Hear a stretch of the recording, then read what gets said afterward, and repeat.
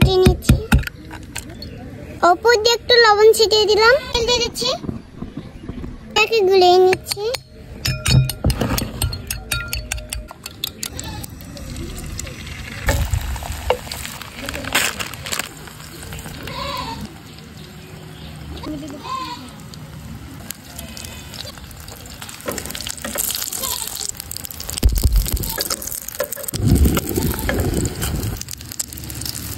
আমার কেক ডিমের অমলেট হয়ে গেছে, তো এবার আমি তুলে নিচ্ছি।